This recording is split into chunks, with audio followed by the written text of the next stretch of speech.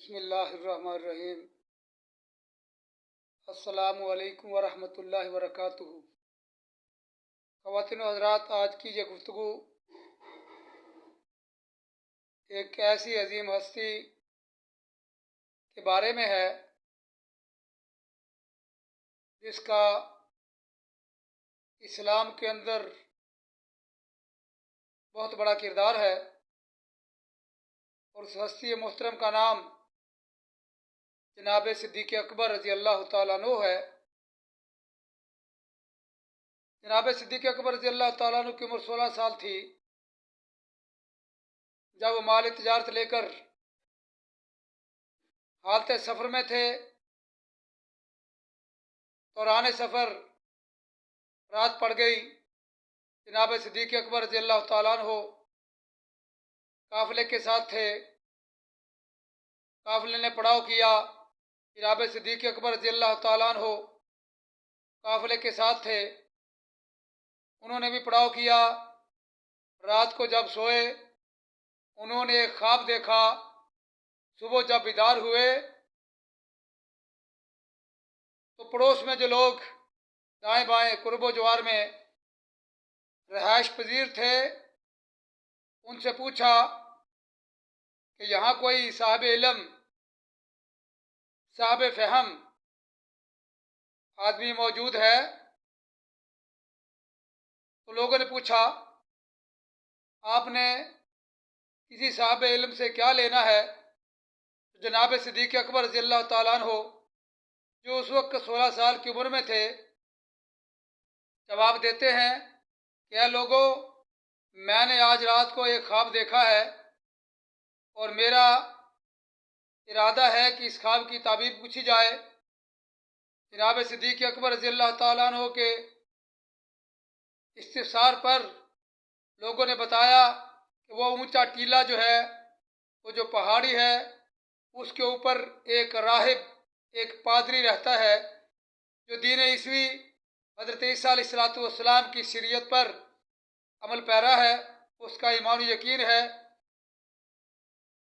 تو وہ یہ بات آپ کو بتا سکتا ہے، آپ کے خواب کی تعبیر وہی بتا سکتا ہے۔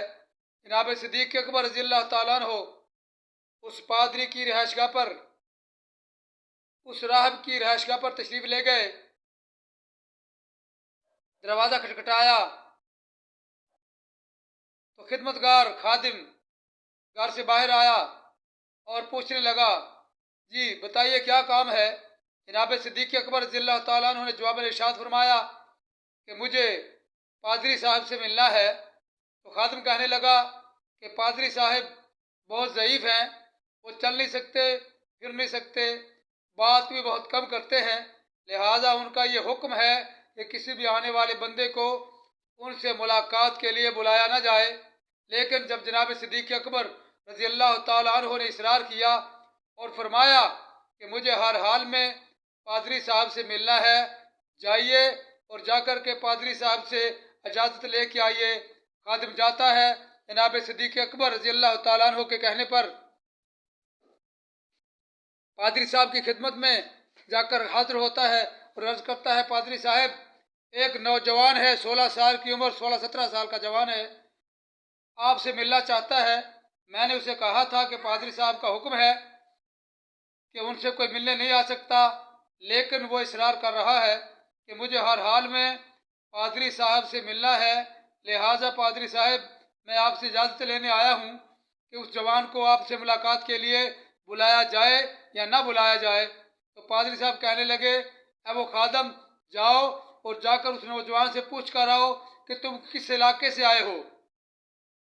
خادم آتا ہے دروازے کے اوپر اور آ کر عرض کرتا ہے، اے وہ مہمان جو پادری صاحب سے ملنا چاہتے ہو، پادری صاحب کا یہ کہنا ہے کہ بتاؤ تم کس علاقے کے رہنے والے ہو۔ جناب صدیق اکبر رضی اللہ تعالیٰ نے جواب میں ارشاد فرمایا کہ پادری صاحب کو بتا دیجئے کہ میں کھجوروں والے علاقے کا رہائشی ہوں۔ خادم واپس جاتا ہے اور جا کر کے پادری صاحب کو عرض کرتا ہے کہ پادری صاحب وہ مہمان کہتا ہے کہ میں کھجوروں والے علاقے کا رہائشی ہوں۔ جب یہ بات پادری صاحب کے کانوں کی سماعت تک پہنچی تو انہوں نے ارشاد فرمایا کہ جاؤ اس مہمان کو بلا کر کے لے آؤ۔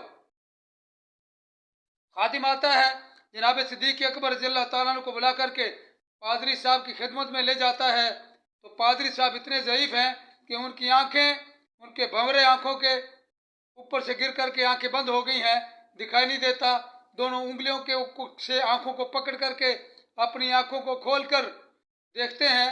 جناب صدیق اکبر رضی اللہ تعالیٰ عنہ جب پادری صاحب کے پاس جاتے ہیں، سلام و آداب کے بعد پادری صاحب نے اپنی دونوں انگلیوں سے اپنی آنکھوں کو کھول کر کے جناب صدیق اکبر رضی اللہ تعالیٰ عنہ کو پاؤں کے ناخنوں سے لے کر سر کے بالوں تک 2-3 دفعہ دیکھا، اور دیکھنے کے بعد پھر ارشاد فرمایا، آب جوان یہ بتاؤ تمہارا نام کیا ہے؟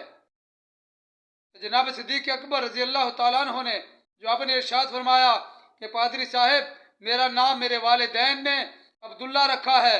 تو پادری صاحب کہتے ہیں بیٹے تمہارا نام عبداللہ ہی ہونا چاہیے۔ جناب صدیق اکبر رضی اللہ تعالیٰ عنہ نے جب یہ بات سنی تھوڑا سا دل میں عجیب محسوس کیا کہ ایک تو پادری صاحب خود پوچھتے ہیں اور جب میں جواب دیتا ہوں تو خود ہی تصدیق کر دیتے ہیں۔ اگلا سوال پادری صاحب نے یہ کیا، بیٹے بتاؤ تمہارے ابو کا نام کیا ہے؟ جناب عبداللہ رضی اللہ تعالیٰ عنہ جواب میں ارشاد فرماتے ہیں پادری صاحب میرے ابو کا نام عثمان ہے۔ پادری صاحب کہتے ہیں اے عبداللہ تمہارے بیٹے کا نام تمہارے ابو کا نام عثمان ہی ہونا چاہیے تھا۔ جناب صدیق اکبر رضی اللہ تعالیٰ عنہ نے جب یہ جواب سنا تو اور بھی دل میں عجیب محسوس کیا۔ پادری صاحب نے تیسرا سوال یہ کیا، بیٹے بتاؤ کس علاقے کے رہنے والے ہو؟